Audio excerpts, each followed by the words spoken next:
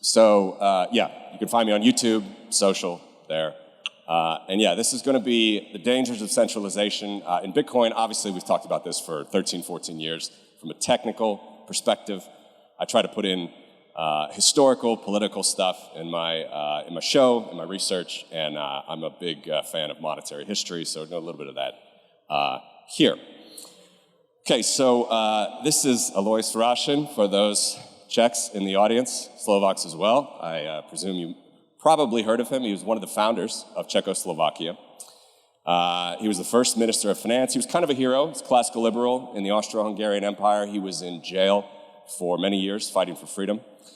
And so he was the first finance minister of Czechoslovakia, 1919. He actually started a very interesting campaign. It was called the Gold Treasure of the Czechoslovak Republic. This is pretty unique, actually, in all of Europe and pretty much in a lot of monetary history. He actually asked citizens to donate their gold to the central bank. Now, before you scoff at that or get too skeptical, I know that we would pretty much scoff at that today. At the time, it's a young nation. He knows that he needs a strong, sound money. This is the best technology at the time to undergird the currency. And it actually worked. About 10,000 ounces of gold were donated by Czechs. And remember what happened during these times in the 1920s. You had Weimar, you had Austria, you had Poland, you had Hungary, Danzig. All of these areas had hyperinflation. The Czech koruna did not. So it actually worked. He had a strong legacy, and his legacy lived on. Unfortunately, he himself was murdered by a communist in 1923, as they do, communists. But as I said, his legacy lived on until this guy. Now, one of the things that I always try to stress in my research and in my show and stuff is when we talk about this, this topic, it is definitely not understood enough how much the Nazis utilized gold in their war machine, in their war efforts. The first thing that they did when they went into a country was they went for the gold. In Austria, 1938, 2.6 million ounces. Czechoslovakia, that was a staged annexation, right? First the Sudetenland, and then they split up Bohemia and Moravia, Slovakia. The first thing that they did always was they went for the gold. Now, gold is obviously, in finance and economics, there's actually a term for this. It's called outside money or base money. It just means that it's outside the financial system, okay? Bitcoin is also base money. Bitcoin is something that is outside the financial system. That's actually just the basic definition that you can apply to both gold and a Bitcoin. So in times of strife or crisis, whether you're the aggressor or the aggressed, gold can help you or hurt you depending on your security model. For the Nazis, it was very good to take it. For the rest of us, it was not very good when they took it from us. I'm going to tell you a story about the third pot of gold that was in the eyesight of Hitler, what he needed, what he wanted to get, and obviously this was what started World War II, the Polish gold stock, 2.8 million ounces of gold. Gold, sound money, just like Bitcoin, very easy. If you want to know the value, then roughly multiply what I'm going to say by $35 per ounce, $2,000 an ounce if you don't want to know the value today. I always like talking about this stuff in ounces. I don't like tons, kilograms with gold, just because ounces is the market price. So keep that in mind. I'll talk about ounces. All right, so this is Europe, August 1939. This is a map of Europe, okay? You see here, Germany has annexed Austria already. Czechoslovakia is this rump state. The Czech side is Bohemia and Moravia. Slovakia is this kind of annexed German state. It's all part of, under the control of the Nazis. And then we have Poland. This is where Hitler is looking. The Poles know this is an extremely dangerous time of Europe. So here's Warsaw right there.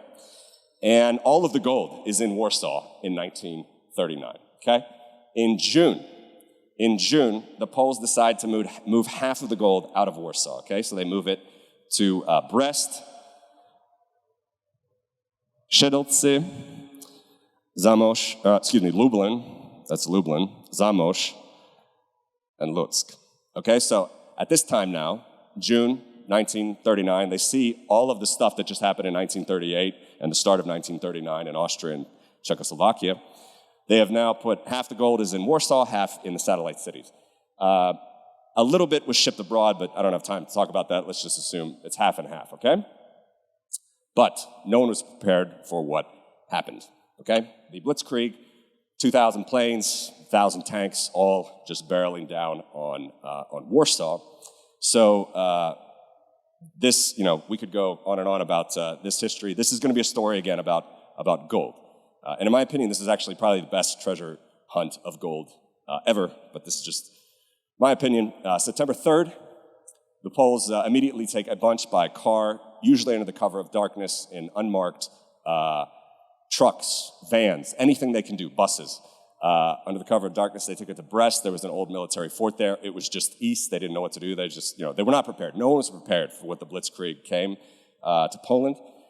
They take it east, okay? By September 5th, Warsaw had fallen. The entire capital was retreating to Lublin. That was going to be the new base. It's not very much different, very close to Warsaw, but anything that could take supplies, gasoline, gold, they got all of the gold out of Warsaw, amazingly, by September 5th.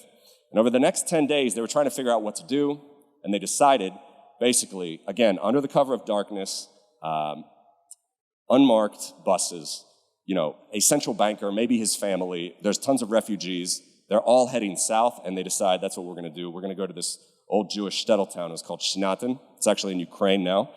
It's on the border of Poland and Romania at the time. So amazingly, by September 14th, midnight, all of the Polish gold is in one place, and they made it here to Szczytna. I probably haven't said it yet, I don't think. Are you thinking about how expensive a Bitcoin transaction is?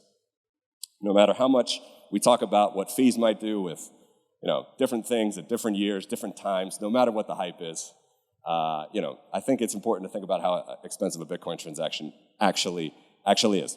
Okay, so all of the gold is here in Szczytna. The next part was actually relatively easy, although if it was later on in the war, the Romanians, I don't think would have been so cooperative, but they do allow a train, basically an 18-hour train ride, goes south a little bit more to get to the port of Constanța. So they get to Constanța on the Black Sea. It takes another day, September 15th, midnight. Now, what are they going to do? They don't have a naval base there, so they actually charter a British ship. It was an oil tanker, a precursor to Mobil. ExxonMobil actually came by, picked it up. It was on the other side of the Black Sea. Came by, picked up the gold, and by the next day, they drop anchor in the Bosphorus. They're in Istanbul. Again, are you thinking about how expensive a Bitcoin transaction is? You have Polish central bankers, a couple of their families, a couple policemen en route all the time with the nation's treasure. And by the way, I haven't even mentioned, I'm sure you guys have seen Enigma. You know that encryption 80 years ago was not like encryption today. So they, everybody knew, the Nazis knew the gold was on the run. And by the way, the Soviets knew the gold was on the run. Next thing, the day is not on the map there, but September 17th, the Soviets invade Poland from the east. Just to, as an Eastern European, American, Latvian, I always like to remind people, never forget, the communists, Soviet communists will always cooperate with fascist Nazis. No matter what they want to say about what happened at the end of the war, they started the war together with the Nazis. And Poland fell within a month, okay? But here we are, September 16th in Turkey, and the Poles are trying to figure out what to do with the treasure. The Turks say it's too dangerous. You can't take a ship any further. We're just not going to let you do it. You can either store it with us or we can work something out. The Poles say, let's work something out. And incredibly, again, under the cover of darkness, they unload the ship. By the way, I didn't even say it when I was talking about how the Nazis knew that it was there. This was the time they finally caught up. There was some sailboats during one of the days here taking pictures, Nazi sailboats taking pictures of this ship. Unbelievably, again, they load it secretly onto a train at night, and they go back through Turkey, and they go through French Levant, which is Syria and Lebanon. They have to switch tracks, different gauge tracks, once or twice. And by the September 23rd, they're in Beirut. Here, a French warship is waiting for them kindly, takes the Polish gold all the way to the south of France, and by 27th of September, they are in Marseille. Again, I hope as you look at these arrows on the map, you're asking yourself, how expensive is a base money Bitcoin transaction compared to a base money gold transaction? Now, they go up to Paris here. This was a mistake. They mix, the Polish gold is now mixed in with the French gold, Belgian gold. It's a mistake because the very next year, there's a blitzkrieg from east now to west. Famously, Hitler just goes around the Maginot Line there, the border of France and Germany, goes right through Belgium. Immediately, the north part of France is sliced off. Dunkirk happens almost immediately, that retreat back across the English Channel, including Charles de Gaulle, who's going to come back a couple times in this story. So he's in London now, and everybody is just going west. All right, so all the gold on the train is going to Brittany. It's trying to escape the Nazis. Okay, and by June, the French sign an armistice. So basically, the Nazis are goose-stepping down the Champs-Élysées. And the south of France is this, Vichy government. The southern part, the north of France is completely occupied by the Nazis.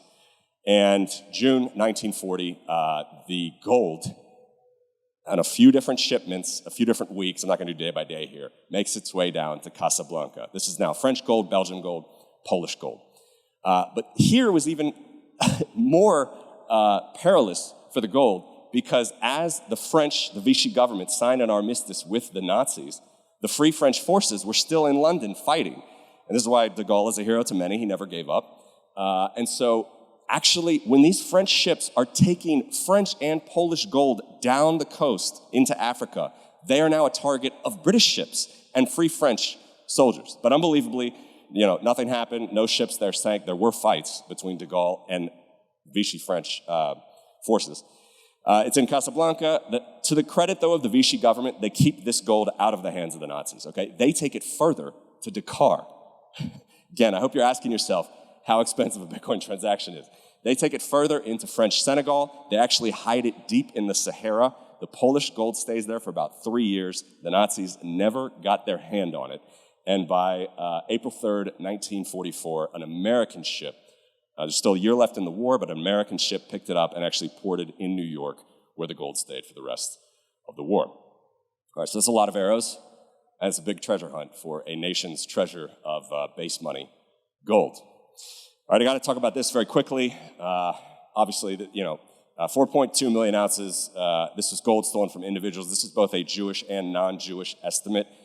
Everybody knows the Jews suffered much worse than just losing their gold, although when they did have their gold stolen, it was ripped from their mouth, taken from their families, on their person, as they were walked into oblivion. So this is obviously the worst part.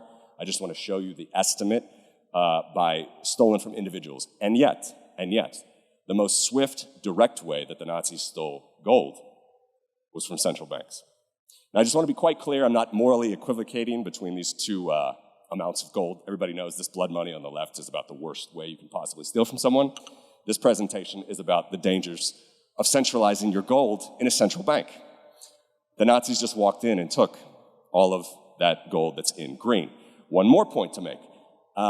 It's not like that gold, every time they took the Austrian gold, the Czech gold, the Belgian gold, the Dutch gold, because they did get some Belgian gold, it's not like it just sat there collecting interest. No, as I mentioned at the beginning, the Reichsmark is, it's worthless now, because nobody in the West wants to trade with the Nazis. So they need to continue financing their war machine with gold, something that's outside the banking system. But to do that, they still have to trade with governments, all right? And we're all sovereign individuals here in Bitcoin land, but maybe you didn't know, I don't know why that's a little bit bad, that's off. It says Switzerland, Spain, Sweden, Romania, Soviet Union, Japan, there's a few countries there. That's weird. It unfortunately didn't show up correctly here for you guys, but these are the countries basically that were trading partners with the Nazis, actually traded, looted Nazi gold during World War II. Just want to make one more note about Switzerland too. This is a famous case. About half of the Nazi gold was looted through Switzerland. Everybody probably knows that. But again, do you think this was going through the Swiss commercial banks or was going through the central bank? There's a very specific statistic out there. It's 92% of Nazi gold transactions were looted through the Swiss National Bank, okay? So if you put your gold all in one place, bad things could happen to it when tyranny comes. So I'm not defending the 8%, through the Swiss commercial banks, but this is how it went, okay? So what I just showed you there basically is the worst of the worst, all right? The worst of the worst. Fortunately, the Poles got away from that with this treasure hunt, but many, many nations did not. Here is apparently the best. This is the gold that went into the United States. As the Polish gold did, as many other gold did, Norwegian gold, British gold, French gold, it made its way into the United States vault, and by the first year of World War II, 60% of all gold in the world, that's monetary central bank gold, official gold, is underground in New York. So if I just showed you the worst of the worst, as it goes with gold, is this apparently the best? Because how long did this last? By my count, Bretton Woods, which was the new dollar gold standard, that started because there was all this gold in the US. They're just like, let's start this new gold standard. It lasted from 1944 to 1971. By my count, that's 27 years. All right, so the worst of the worst is they kill you and they steal from you. Is this the best that they could do for us? 27 years, they couldn't keep this new dollar gold standard running. And by the way, who was the man that basically ended this? It was Charles de Gaulle. As the president of France, it was about the last thing that he did before he died, 1965 to 1968. He called gold back from the United States. And because he kept calling gold back more and more, the gold standard ended, okay? So I showed you the worst. I showed you apparently the best. Very quickly, running low on time here, but this is BRICS gold. All right, I think there's nothing more loathsome than a boomer gold bug on Twitter saying he's very excited that human rights abusing China or warmongering Russia is stacking gold, and that's gonna help his stack. Look, it is true that they have a lot now. Still, it's only about 2.7% of world gold, 2.7%. And by the way, the entire stock of gold has tripled in the last 50 years, okay? So that's inflation. If BRICS countries, so first of all, the point is BRICS countries don't have that much, but if they had more, based on the last 100 years and the story I just told you, do we think that that's a good thing? If more warmongering countries get more gold centralized in their vaults? I don't think so. Last one, I'll be very brief on this one. It's just CBDCs. Don't forget about CBPC, central bank physical currency. There's $9 trillion of the stuff around. It grows at a rate of 10.5% per year. That's doubling every 7 years. That's a rate of increase that is growing, all right? The population of the world is doubled once in the last 50 years, okay? 1.5% per year. That's a rate of growth that is slowing, okay? Supply on the right, demand on the left. This is why we go for gold. This is why we go for Bitcoin, of course. So the point is, CBDCs are just going to be a more Orwellian way to do that, but actually, remember that physical cash is actually growing. I would suggest you use that to buy Bitcoin. Last slide, bottom line. There is no salvation in central banking by monopoly, even with the best of intentions. There are some heroes in this story, I think. Mr. Roshan, Charles de Gaulle, but they were dealing with very limited technology, okay? So we have new technology, we have Bitcoin. Very simple message to end this. Withdraw your Bitcoin, use multi-sig. Be very, very skeptical when someone says that Bitcoin can be used to back a national currency in a central bank, because it will work the same way. Thank you.